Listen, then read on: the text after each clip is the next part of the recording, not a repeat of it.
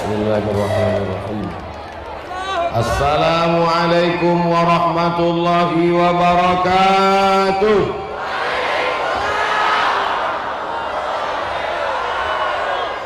Bersyukur kepada Allah dengan mengucapkan alhamdulillahi rabbil alamin.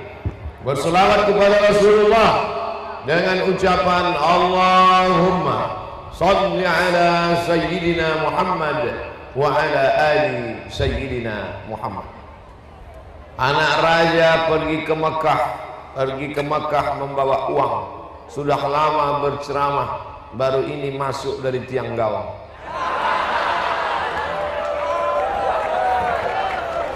Begitu kami masuk tadi, apa kata Ustadz Fadil? Gol. Yang membawa saya kemari ini Ustadz Fadil Rahmi, kakak kelas saya di pesantren Darul Arafah Medan. Setelah itu ke Mesir, kakak kelas lagi, 2 kali kakak kelas. Dia telepon saya, Assalamualaikum. Waalaikumsalam. Ustadz Somad. Sekarang dia panggil Ustadz, dulu Mat. Setelah video saya viral, dipanggilnya saya Ustadz. Bisa datang ke Aceh? Oke, I'm coming. Saya tidak boleh menolak, soalnya dia senior. Nanti kalau kita lawan, kita kualat. Insya Allah saya datang. Rupanya malang tak dapat ditolak, untung tak dapat diraih. Beliau mau menjemput saya, tidak bisa. Yang bisa menjemput saya ke Kuala Namu, Abi Zahrul. Alhamdulillah kami bertemu hari ini. Cuacanya cerah, tidak mendung. Bagi yang kepanasan, pemadam sudah disiapkan 2. Ibu-ibu sehat semua? Bapak-bapak sehat? Alhamdulillah. Di padang mahsyar nanti lebih panas daripada ini. Matahari sejengkal dari kepala. Ada yang tenggelam karena keringatnya sampai ke pinggang, ada yang tenggelam sampai ke leher, ada yang tenggelam sampai ke kepala. Tapi ada yang tidak kena panas.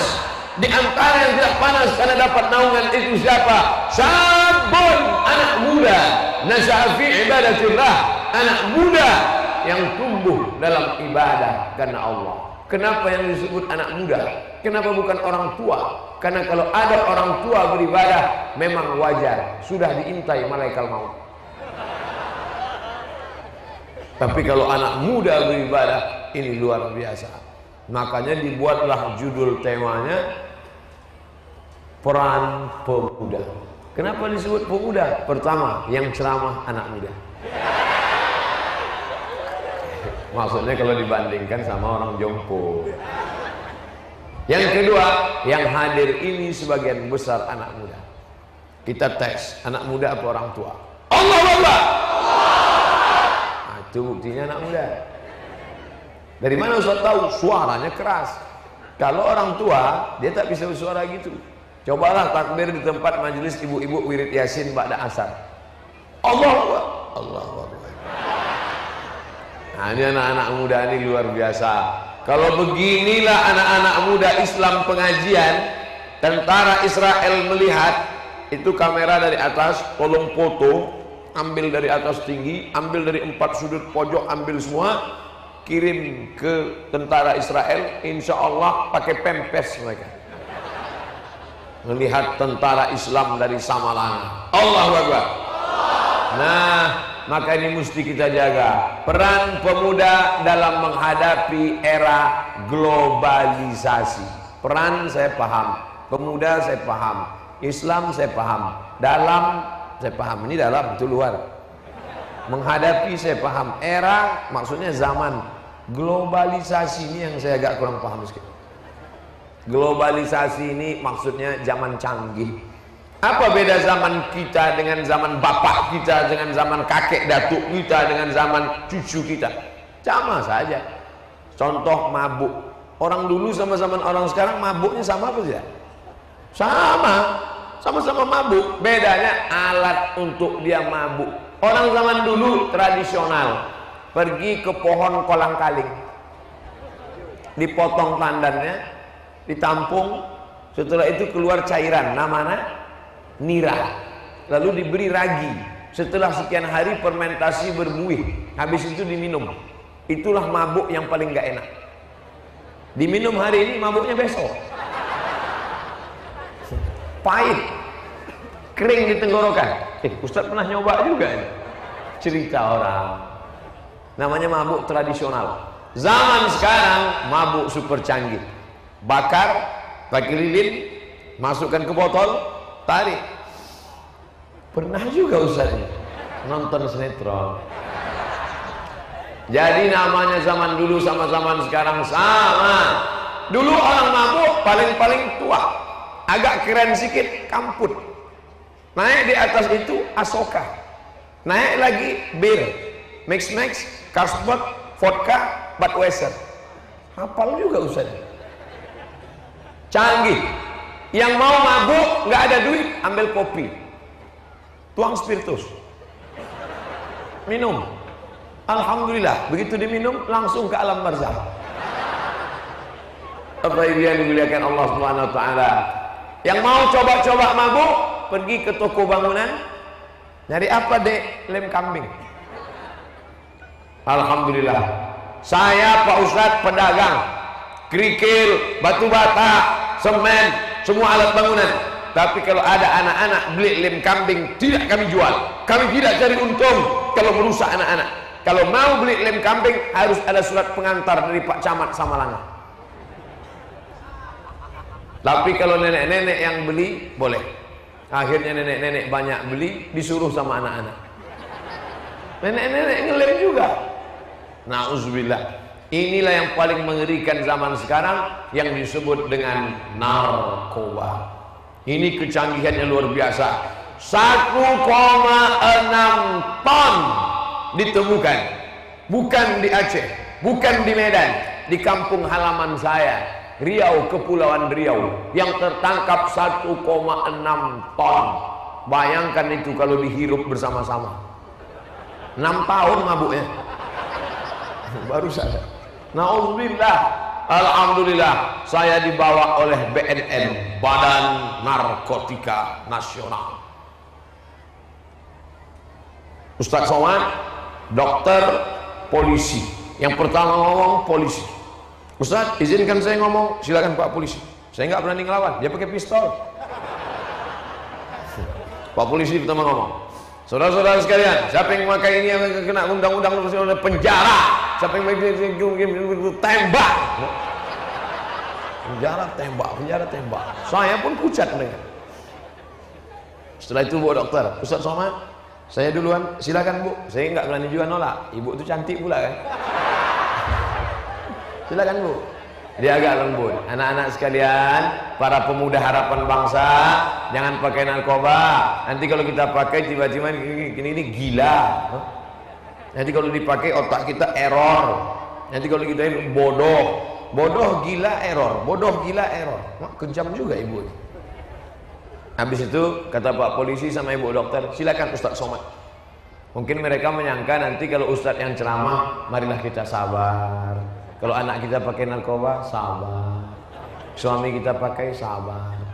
Dia salah undang, dia sangka Ustaz sabar. Siapa yang pakai maka pancung kepalanya. Siapa yang pakai neraka jahanam tempatnya. Siapa yang pakai tembak kepalanya. Lebih sadis pula Ustaz ini lagi. Kenapa Ustaz ngomong pancung? Karena saya melihat dengan mata kepala saya sendiri di Masjid Qisas, pemancungan kepala orang yang tertangkap di King Abdul Aziz Airport Jeddah membawa narkoba. Kebetulan saya haji dari Maroko tahun 2007 sampai di Jeddah. HP Maroko nomor kartu nggak bisa dipakai. Pagi-pagi pergilah ke Kornes mau cari nomor. Saya lihat ada pemadam 2, pemadam kebakaran 2, mobil ambulan. Biasanya kalau ada tentara, ada polisi, ada pemadam, itu pasti akan ada pemancungan. Nah kan tadi saya lihat ada pemadam, ini ada pemancungan nih. Altarnya tinggi, tapi tidak setinggi ini, setengah altar di depan masjid Kisos. Kami pun duduk menengok. Dipanggil berikut ini, dipanggilkan yang pertama dari Nigeria, berkulit hitam, panjang pedang, algojo pakai kacamata hitam, pakai sorban, duduknya duduk tasyahud, kerak baju di muka. Belum selesai pengumuman, tak sabar mungkin algojonya, langsung dipotongnya. Kepala putus, bergelinding kepala, muncrat darahnya macam air keluar dari pipa. Tiba-tiba datang ambulan, menyemprot darahnya, muncrat, bersih, langsung masuk ke ambulan. Berikutnya yang nomor 2 dari Pakistan, panggil, dipancung sekali lagi. Yang ketiga dari Saudi Arabia. Yang nomor 3 ini pas mau dipancung jatuh, nggak jadi dipancung. Nanti kalau ada pemancungan pura-pura jatuh, pas mau jatuh. Akhirnya yang nomor 3 tidak jadi pancung karena kesalahannya bukan narkoba, tapi karena membunuh keluarga, memaafkan. Karena 2-3 kali jatuh mereka kasihan, dimaafkan. Akhirnya yang membunuh dimaafkan dengan membayar denda diat 100 ekor onta. Satu onta 35 juta kali 100, 3,5 miliar. Bapak Ibu yang dimuliakan Allah SWT, selesai acara pemancungan 2, yang satu nggak jadi dipancung, saya pun pulang naik taksi ke hotel. Sampai di taksi, supirnya orang Yaman. Assalamualaikum. Waalaikumsalam. Minin, minal Yaman. Entah, kamu dari mana? Indonesia. Saya mau ngaku Korea, tak jadi. Minin, dari mana? Indonesia. Saya, kamu nengok apa? Saya bilang itu, nengok pancung tadi. Dia heran, kurus berani nengok pancung. Ana sakin ini 10 sinin masaib. Saya tinggal di sini 10 tahun tidak pernah berani nengok pancung sama sekali. Kamu kok berani, kata dia. Saya bilang saya pun nyesal nengok. Setelah menengok pancung kepala itu 2 hari saya tak lalu makan. Mual muntah. Sekarang lalu selesai makan. Bapak Ibu yang dimuliakan Allah, ternyata hukuman pancung memberikan efek yang luar biasa. Kalau di Mesir tidak pancung, di Mesir tidak ada hukum pancung, digantung, pakai tali, diikat, kaki diletakkan di atas kursi, kursi ditendang, jatuh kakinya patah. Di Indonesia, di Cina tidak digantung, tidak dipancung, ditembak. Penembaknya 10 orang, tapi tidak tahu senapan mana yang ada pelurunya, supaya 10 orang yang menembak itu tidak merasa bersalah dalam hidup. 1, 2, 3, tapi tidak tahu siapa yang punya peluru, sehingga 10 ini tidak ada yang merasa bersalah. Kau yang nembak? Enggak, aku tak punya peluru. Kau yang nembak? Bukan. Lalu siapa? Entah, pokoknya di antara kita yang 10 lah. Nah, begitu caranya. Rupanya orang yang membunuh itu ada merasa bersalah seumur hidup. Dari 3 cara mati, pancung, tembak, gantung, pilih yang mana? A. Pancung, B. Gantung, C. Tembak, D. Semuanya enak. Ternyata setelah diteliti oleh pakar kematian, di antara 3 cara yang mati ini, yang paling menyakitkan gantung. Semua orang yang mati digantung, spermanya keluar. Maaf. Saking kan sakitnya, lehernya patah.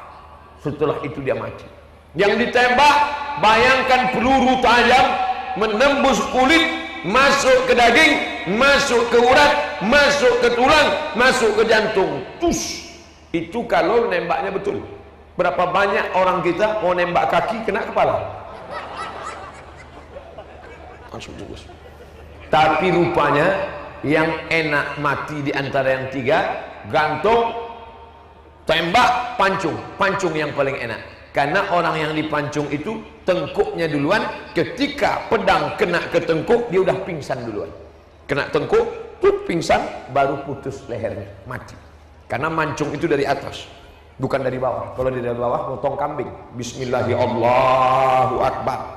Makanya kalau ada orang macam-macam, kau jangan macam-macam, ku pancung kau nanti. Salah mas, mancung dari sini. Karena ada orang tuh, oh macam-macam nanti ku pancung. Salah, mancung dari sini. Dan ternyata setelah diteliti, kematian yang paling enak adalah dipancung dari atas. Pingsan dulu, baru mati. Tapi itu agak-agaknya. Karena ketiga orang ini belum pernah diwawancarai di TV nasional.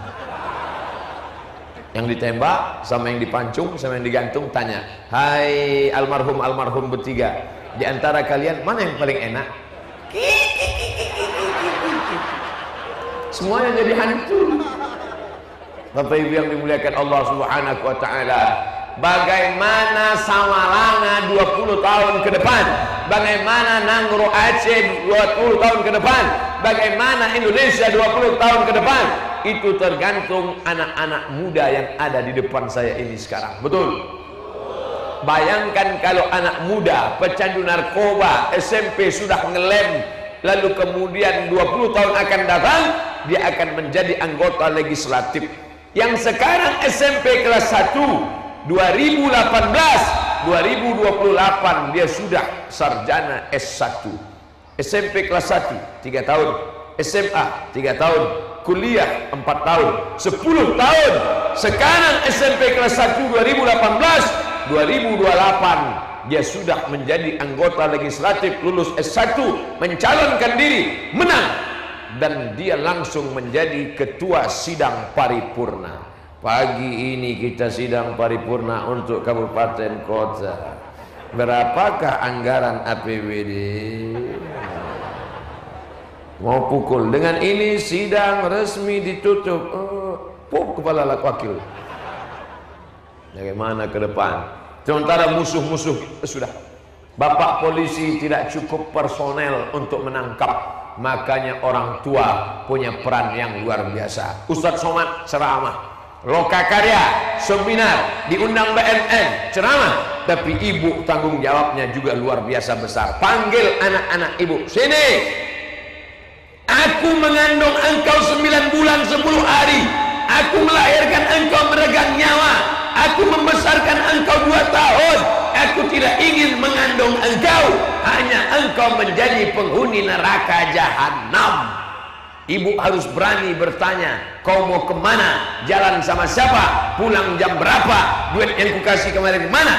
Bapak sayang sama anak, belikan dia motor, belikan dia mobil, belikan dia HP, belikan dia gadget.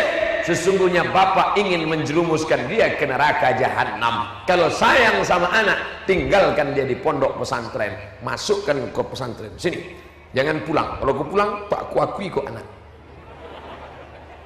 Masukkan ke pesantren Abi Zahrul, masukkan ke pesantren Abu Mudi, masukkan ke pesantren Darul Arafah tempat kami bersama Ustadz Fadil Rahmi 20 tahun yang lalu. Masukkan ke pesantren Gontor Ponorogo, masukkan. Tapi ibu kalau sudah masukkan anak ke pesantren jangan nangis. Ini ibu ninggalkan, tahan, jangan nangis. Tinggal di pesantren ini, belajar. Begitu sudah keluar pagar pesantren, itu pagarnya, keluar pagar, baru nangis. Nangislah di balik pagar. Jangan di dalam, ini nangis di dalam. Jangan pulang. Kalau kau pulang, awas. Sini. Ini ibu-ibu ngantar anak ke pesantren sampai matanya bengkak sebesar bakso. Istri saya Pak Ustadz, waktu ninggalkan anak di pesantren nangis sampai bengkak. Akhirnya saya panggil, sini, mama jangan nangis. Lebih baik nangis sekarang karena anak kita di pesantren daripada nangis 20 tahun lagi karena dia pecandu narkoba, karena dia pengedar. Lebih baik nangis sekarang. Alhamdulillah Pak Ustadz, istri saya berhenti nangis. Setelah 2 hari, saya pula yang nangis Pak Ustadz. Rupanya di balik bapak yang seram-seram ada hati yang sangat lembut. Luar biasa. Karena lembutnya hati bapak itulah ibu menjadi jatuh cinta pada mereka. Masya Allah. Seandainya hati bapak ini tidak lembut, hatinya keras, pasti bapak ini akan jatuh cinta sama bapak-bapak juga. Homo, na'udzubillah. saudara-saudara berada, saudara-saudara kaum muslimin di Samalanga, di Nangro Aceh Darussalam, dimanapun berada, dengarkan acara tabligh akbar ini disiarkan langsung 1,6 106,2 radio di Raja FM SP Mamplam Biren. Ustaz tahu dari mana? Itu ada tulisannya. Bapak Ibu yang dimuliakan Allah Subhanahu wa taala, saya baru pertama kali datang ke Samalanga. Oh, dulu pernah mampir singgah, tapi di pesantren.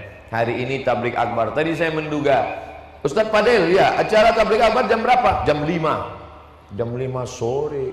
Orang pasti ibu-ibu sedang masak kolak. Bapak-bapaknya pasti nggak ada hadir. Rupanya melimpah ruah sebanyak ini, Masya Allah. Anak-anak muda pula sampai di atas mobil ambulan. Anak-anak muda yang di atas sana, itulah yang akan menjadi pemimpin bangsa tertinggi negeri ini. Karena sekarang aja mereka udah paling tinggi. Saya sangka saya yang paling tinggi, rupanya ada mereka. Yang di atas pagar, itu semua, insya Allah. Masya Allah. Baik-baik, abang-abang kita, sahabat-sahabat kita, ibu-ibu kita. Tapi acara ini tetap dijaga semangat keislamannya. Laki-laki sini semua, perempuan di sini. Di mana-mana saya kalau pengajian yang paling banyak perempuan, tapi di Samalanga banyak laki-laki. Ini menutup pintu untuk poligami. Bapak Ibu yang dimuliakan Allah Subhanahu wa taala. Jadi yang pertama yang merusak ini narkoba. Pas saya sedang pengajian, selesai acara pengajian biasanya saya ada tanya jawab. Ada pertanyaan dari jamaah? Tidak ada Pak Ustadz. Oke, karena tak ada pengajian kita pulang. Ya, pulang habis itu saya diajak makan. Selesai acara makan, ibu-ibu nanya, Ustadz Somad, ya, saya ada pertanyaan. Kenapa nggak tanya di masjid? Kami segan Pak Ustadz. Ini pertanyaannya 4 mata Pak Ustadz. Bisa nggak 4 mata? 3 pun bisa apa?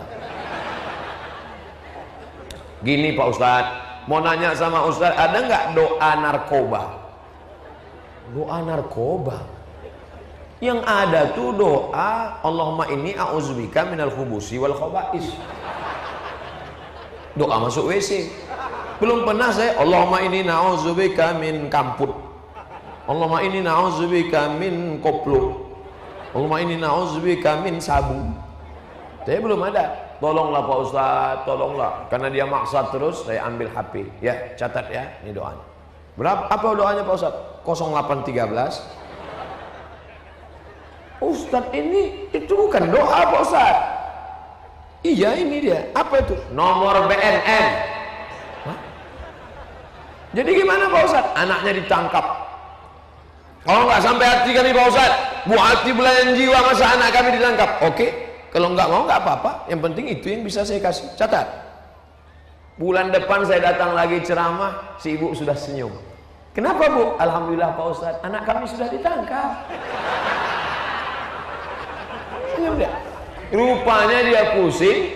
Saat dia pusing, dia ingat catatan dari Ustaz Somad di teleponnya BNN. Assalamualaikum Pak BNN. Ya. Tolong tangkap anak saya. Bisa kata BNN. Tapi buat skenario seolah-olah saya tak tahu. Bisa. Jadi waktu anaknya ditangkap dia nangis. Anakku. Padahal dalam hati aku yang nyuruh.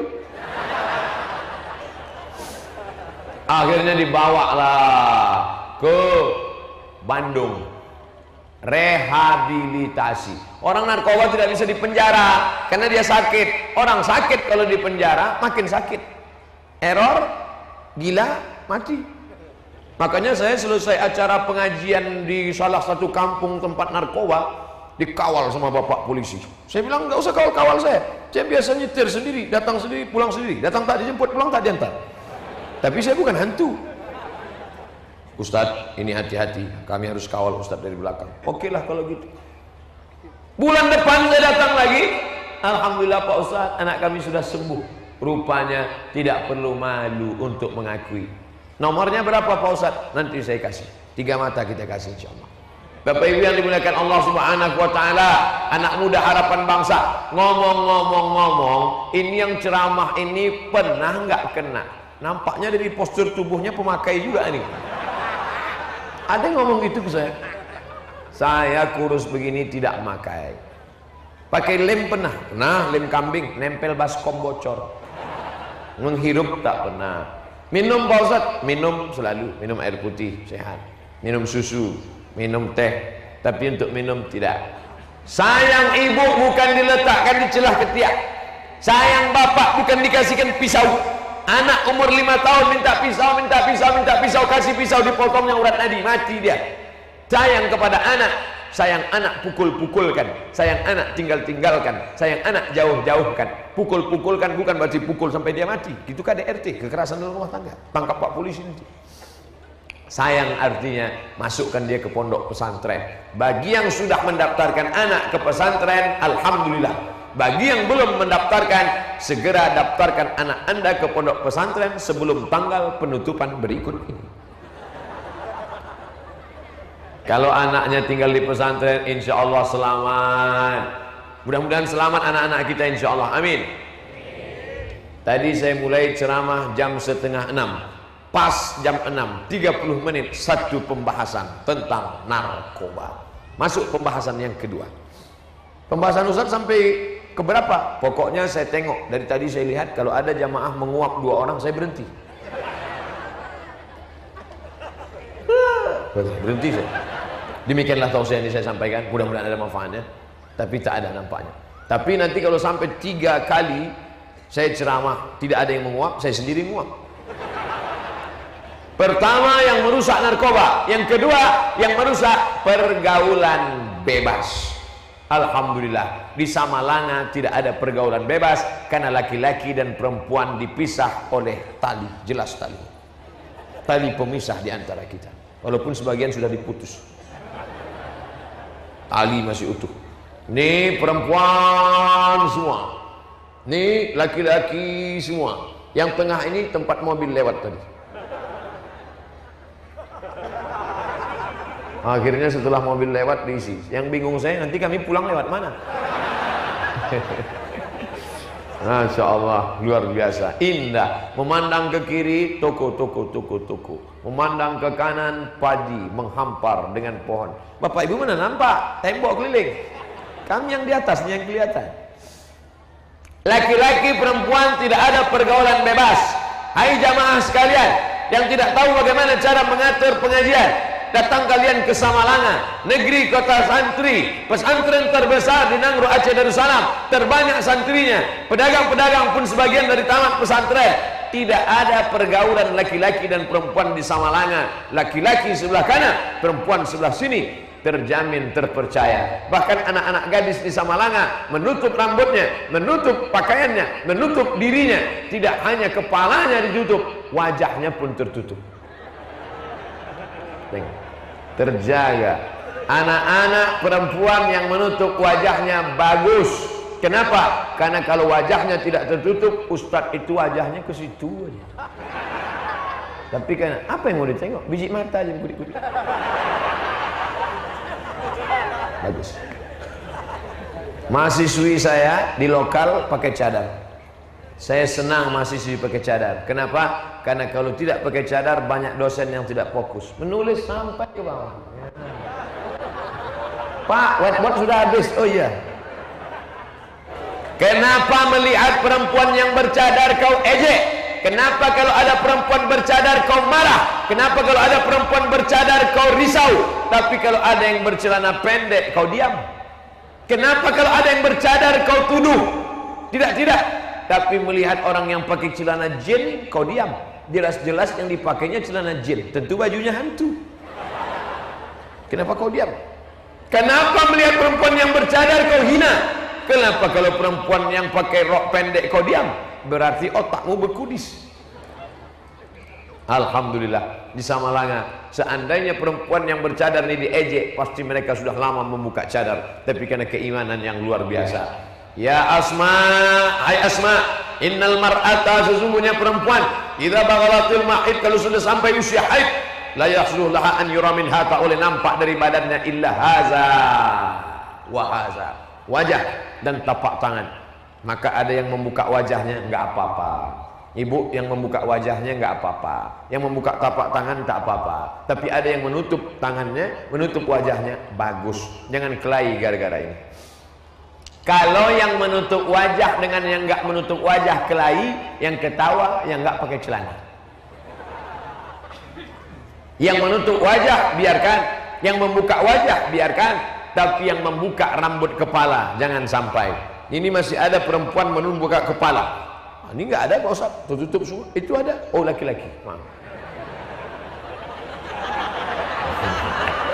Tak apa-apa, kita kan sedang di tanah lapang orang ramai. Yang tak boleh itu berdua-duaan. Berdua-duaan tak boleh. Kalau ada laki-laki dengan perempuan berdua, maka yang ketiganya setan. Datang laki-laki bertamu ke perempuan, duduk di ruang tamu. Datang emaknya. Bu, kata si laki-laki, kalau ada dua laki-laki perempuan, maka yang ketiga setan. Bu, pergi ke dapur ya Bu. Inilah calon menantu setan. Kurang ajar. Datang si ibu sama si bapak, kalian duduk di sini berdua ya. Saya mau ke dapur sebentar. Duduk ya. Orang tua yang membiarkan anak laki-lakinya dengan perempuan, perempuan anaknya dengan laki-laki tak mahram, berduaan di ruang tamu. Kalian duduk sini ya, bapak ke belakang sama ibu ya. Itu sama artinya dia mengatakan silakan berzina. Di ruang tamu ayat kursi bagus, di ruang tamu kali kedapi mantap. Tapi yang paling bagus di ruang tamumu adalah say no to bonceng. Buat tulisan besar-besar, cetakkan digital printing, say no to bonceng. Tidak ada bonceng, jangan lagi bonceng-bonceng. Mama, kami pergi sebentar pengajian di Tanah Lapang sama Langa ya. Acara apa? Pengajian sama Ustaz Somad. Sama siapa? Sama pacar. Mana ada boleh pacaran? Ini pacaran syariah mah. Pergi pengajian. La ilaha illallah Muhammadur Rasulullah. Putuskan. Kalau memang kalian sudah hijrah, hijrah total. Tidak ada yang namanya pacaran syariah. Stop. Buanglah mantan pada tempatnya. Yang masih punya mantan, jangan lagi ada. Jangan lagi ada. Kalau memang ada serius mau nikah, datangi dia. Pak, aku mau menikah anakmu, kupinang dengan bismillah. Maharnya? Itulah Pak, aku sedang susah pula. Datang engkau ke sana, katakan yang benar, yang baik, bawa tokoh masyarakat. Jangan datang sendiri. Ini anak muda datang sendiri, celana sobek. Mana yakin dia? Aku mau nyerahkan anakmu, celanamu aja kuyak, lututmu bekudis gitu dia.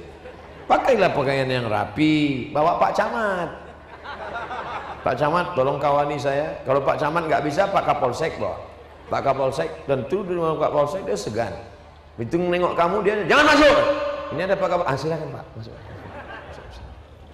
Silakan Pak. Karena saya mau nginang anak Bapak. Ini siapa? Ini sahabat saya. Iya, silakan insyaallah. Jadi yang datang sendirian, ini datang sendirian, petantang-petantang. Aku ingin minang anakmu, ingin menemani aku sampai malaikat maut tiba. Enak mau mati. Ini harus ada. Kalau sama Ustaz Somad, jangan kalian bawa saya, nanti saya diterima kalian tolak. Bapak Ibu yang dimuliakan Allah Subhanahu wa taala, kalian yang perempuan-perempuan ini timun yang kulitnya lembut.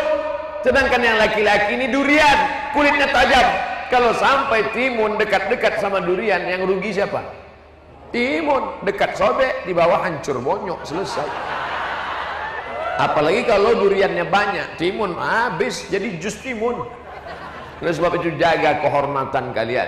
Air minum yang ada di depan tokoh-tokoh masyarakat, abu-abu, abi-abi, ulama-ulama, buya-buya yang ada di depan ulama kita, mereka tidak akan mau minum ini. Kenapa? Karena di botolnya ada tertulis do not accept if seal is broken.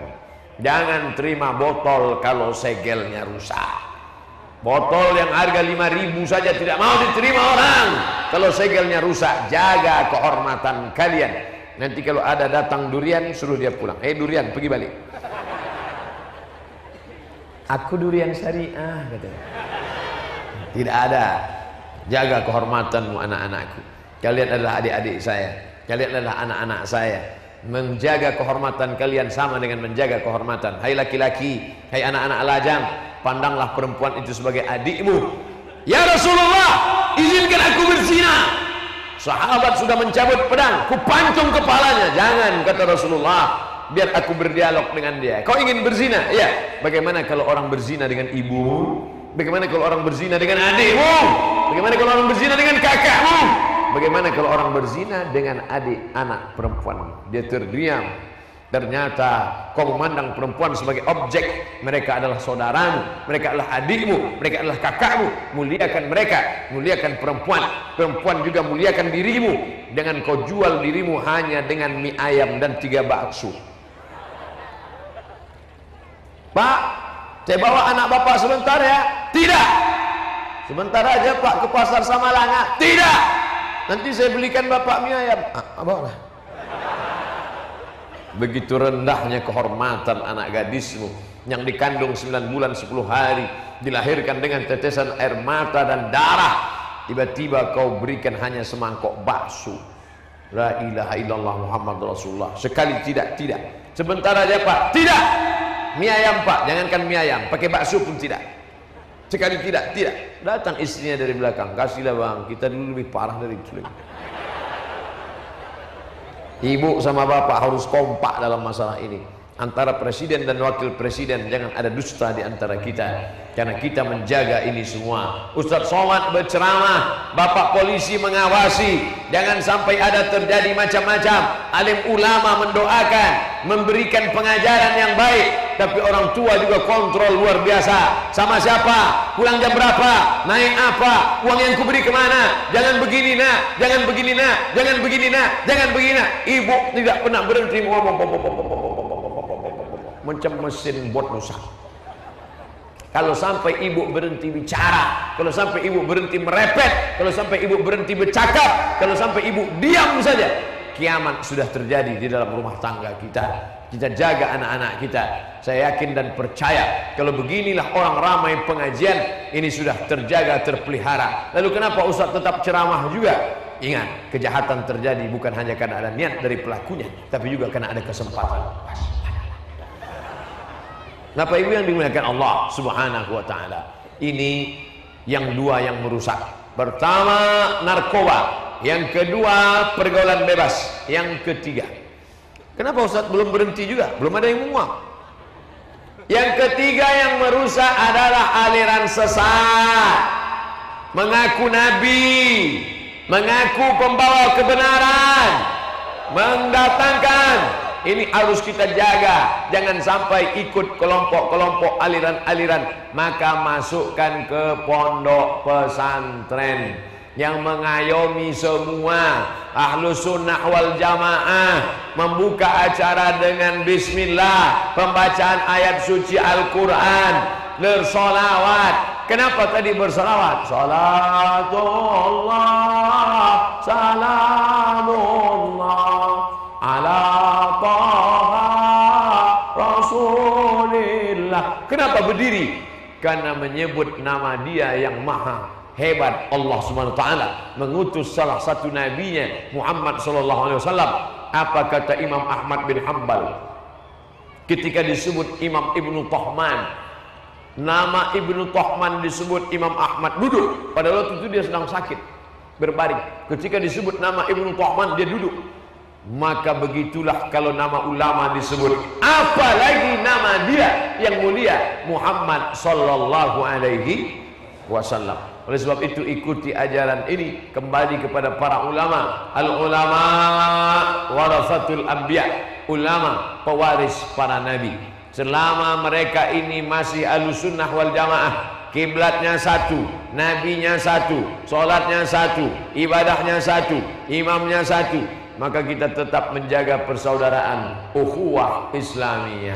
Saya tidak pernah dipermasalahkan masyarakat Aceh. Orang Aceh tak pernah nanya saya, kau dari mana Abdul Somad? Kau dari Medan apa dari Riau? Sukumu apa Abdul Somad? Tidak pernah satupun orang Aceh mempermasalahkan saya. Kami berkawan dengan Ustaz Fadil Rahmi 20 tahun sudah lamanya. Tak pernah beliau mempermasalahkan kau dari mana, bahasamu apa, sukumu apa. Saya bicara dia paham, dia bicara saya tak paham. Tapi saya tak pernah merasa dia membicarakan diri saya. Dia bicara dengan Ustadz Abi Zahrul, dia bicara, saya tengok, dia senyum, saya senyum. Dia ketawa, dia ketawa. Saya tak tahu bahwa dia sedang mengetawakan saya. Dan saya tak pernah suuzon pada dia. Karena ini saudara saya, ini kawan saya. Kami dipersaudarakan bukan karena suku, karena saya bukan orang Aceh. Kami dipersaudarakan, satu yang mempersaudarakan kami, la ilaha illallah Muhammadur Rasulullah. Bersaudara karena harta akan binasa, bersaudara karena kuasa akan sirna, bersaudara karena la ilaha illallah Muhammadur Rasulullah, itu yang kekal selamanya. Nanti di akhirat ada orang yang dicari oleh Allah. Hari ini kita mencari Pak Camat karena ingin tanda tangan mau jual tanah. Hari ini kita cari Pak RT, Pak RW, surat pengantar buat KTP. Hari ini kita cari Pak Polisi karena kita baru saja kena tilang. Tapi nanti kita tidak mencari orang, kita yang dicari oleh Allah. Apa kata Allah? Ainal mutahabbuna bi jalali.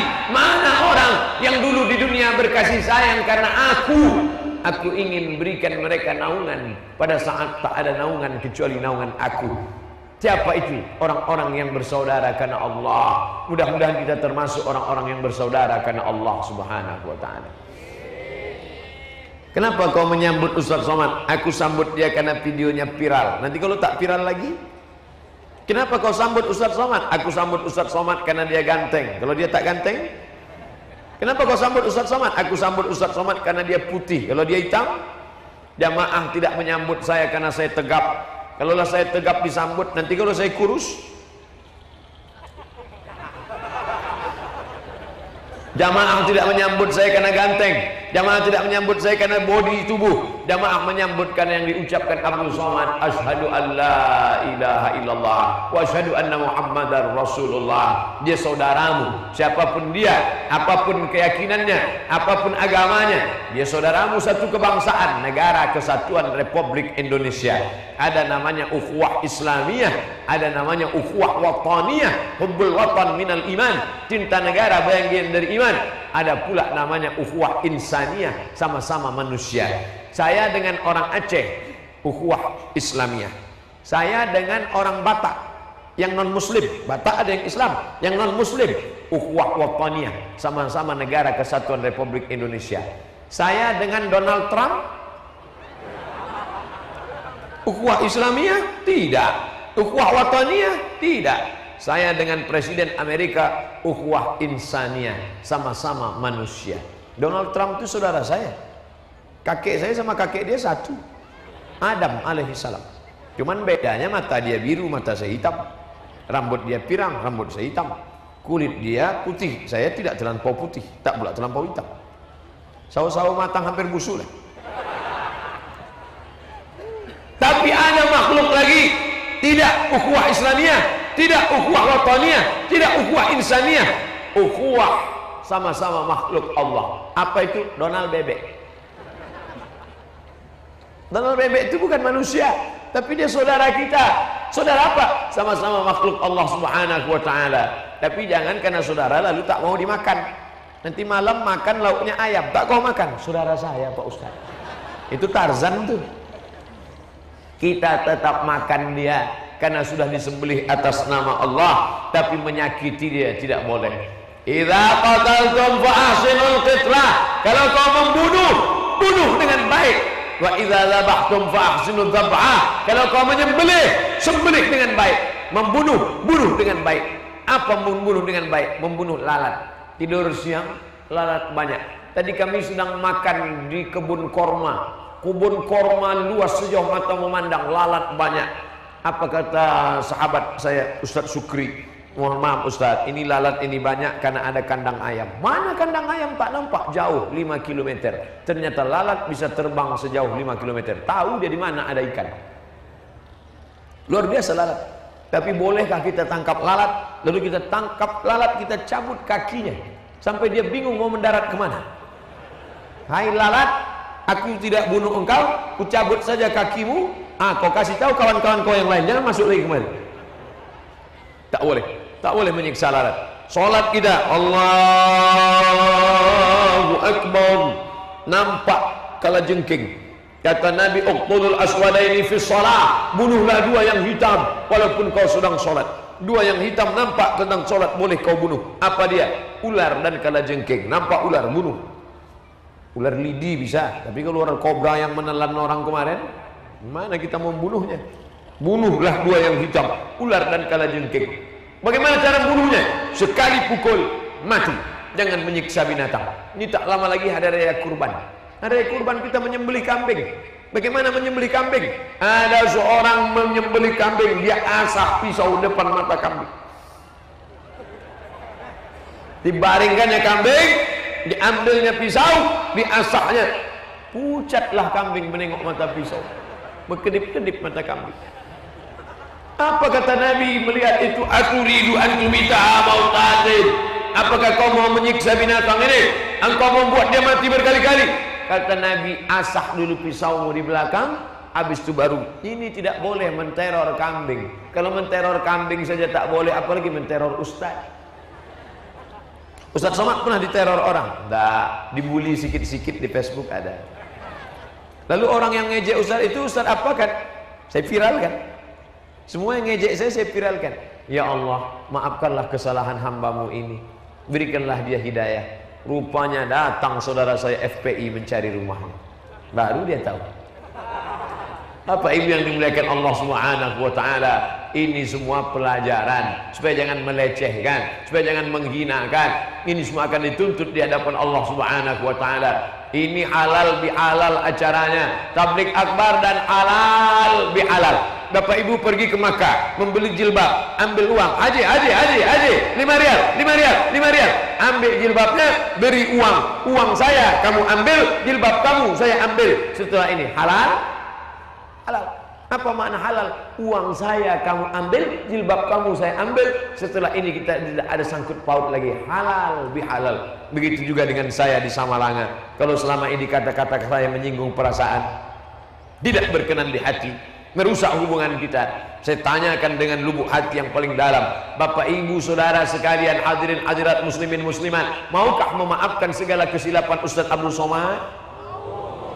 Selesai acara. Inti dari halal bihalal kan minta maaf. Mohon maaf, banyak silap, banyak salah. Makanya bapak ibu yang belum minta maaf juga sampai hari ini minta maaf. Mestinya saya minta maaf satu-satu. Tapi karena keterbatasan waktu, ini kalau saya minta maaf sekarang, azan subuh baru selesai. Minta maafnya tak berapa lama. Maaf fotonya yang lama. Tapi ada cara yang paling bagus. Undang orang ramai-ramai. Besok pagi undang jamaah ramai-ramai, kasih makan. Habis makan kasih minum, habis minum makan buah, habis itu makan dessert manis-manisan, habis itu kata sambutan dari sahibul bait. Bapak ibu saudara sekalian, tetangga kerabat sahabat andai tolan, maukah memaafkan silap saya? Tentu mereka sudah kenyang. Mau. Selesai. Oleh sebab itu maka 3 ini harus kita selamatkan dari anak-anak muda kita. Yang pertama, selamatkan dari narkoba. Yang kedua, selamatkan dari pergaulan bebas. Yang ketiga, selamatkan dari aliran-aliran sesat yang merusak keyakinan. Kalau sudah selamat dari yang 3 ini, maka barulah kita bisa mewujudkan peran pemuda Islam dalam menghadapi era globalisasi. Akan naik pemimpin-pemimpin, calon legislatif, jangan sampai tidak mencoblos. Kenali orangnya, kenali baik-baik. Bukan pecandu narkoba, bukan perusak agama, bukan pengadu domba. Orangnya baik, benar akidahnya, benar ibadahnya. Pilihlah dia. Dia saudara kita, dia sahabat kita, akan menolong kita, menyalurkan aspirasi kita, sehingga negeri Samalanga, Nangro Aceh Darussalam, Republik Indonesia menjadi baldatun thayyibatun wa rabbun ghafur. Amin ya rabbal alamin. Tapi tak cukup hanya tausiah, mesti ada usaha. Ditutup dengan doa. Ala hazihin niyah, untuk niat yang baik. Wa kulli niyatin salihah, semua yang baik-baik. Saya mulai ceramah tadi jam 5:30, sekarang jam 6:30, 60 menit kurang lebih. Mudah-mudahan bermanfaat. Nanti kalau ada yang bertanya, apa acara di Tanah Lapang tadi? Tablik akbar halal bihalal. Siapa penceramahnya? Ustaz Somad. Berapa lama dia ceramah? 60 menit. Apa yang disampaikannya? Ada 3 yang merusak anak muda. Apa yang 3 itu? Aku pun tak ingat karena mau cepat pulang. Ala hazihin niyah, untuk niat yang baik ini. Al-Fatihah.